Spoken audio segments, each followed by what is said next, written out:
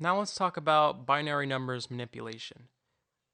In this sort of manipulation, in this operation with binary numbers, we use bitwise operators, which we'll dive into right now. So let's type out the print statement like we always do to display our results. Print, and now our first bitwise operator is the left shift, which is written as less than less than. So the first number on the left is our number to be shifted. And the number on the right after the operator is the amount of places to shift. So this number in binary, let's say we have 5 bits, we have 1. It's going to be shifted to the left 3 times. So 1, 2, so 1, 2, 3, which gives us 8 because this is 2 to the power of 0, 2 to the power of 1, 2 to the power of 2, and 2 to the power of 3, which is 8. And as you'll see on the screen below, you'll get 8. Moving on to the right shift operator. It's the same thing, just it works the same way, just it shifts to the right. So let's take two numbers. Our number in question is 32. Remember, this number is converted to binary. So we have 32 in binary shifted 5 places to the right. So we have 6 bits, let's say, and this is 32 with the 6-bit 1, 2, 3, 4, 5, 6. Yep. And then we're going to shift it to the right. So what this result is going to give is 1, 2, 3, 4, 5. It's going to give 1, as you'll see in the build below. As you can see, we got 1. Moving on to our other bitwise operators, the logical ones, AND, OR, and XOR. First, let's talk about AND. AND, what it is, it takes two values, and if both are true, then the result is true. So basically, if you have only either two ones on either side, then you get 1, as you'll see here. So we have these two numbers. Oops, my bad. I changed the operand. So on both sides now, these are both two numbers in binary. So let's write them out in binary. We're not going to build this right now. We're just going to demonstrate how these numbers look like.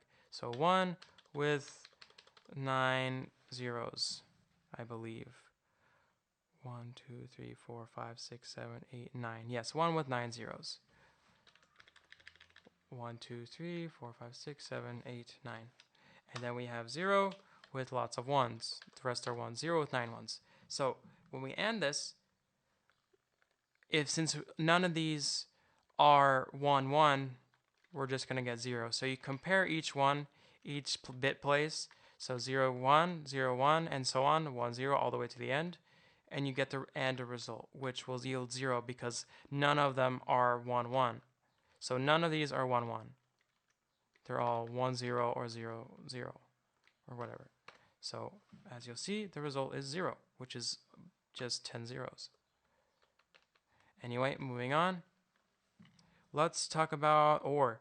OR is another logical operator where if one side is true, then the rest is all true.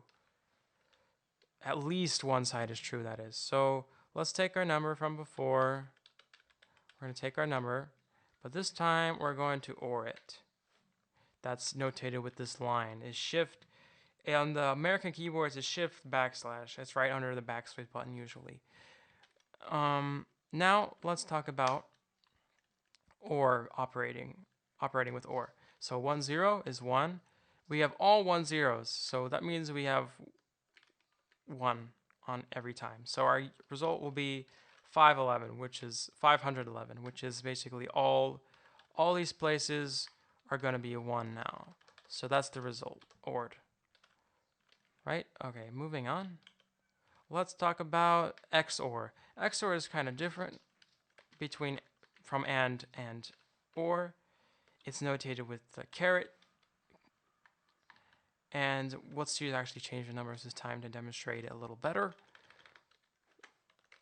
So 60 XORed with 13. What that's going to give us, let's do that in binary first. So we have 0, 2 zeros, 4 1s, 2 zeros again. And then that's 60. This is 60. And then let's do 13, 4 zeros, 11, 2 1s, 0 1. All right.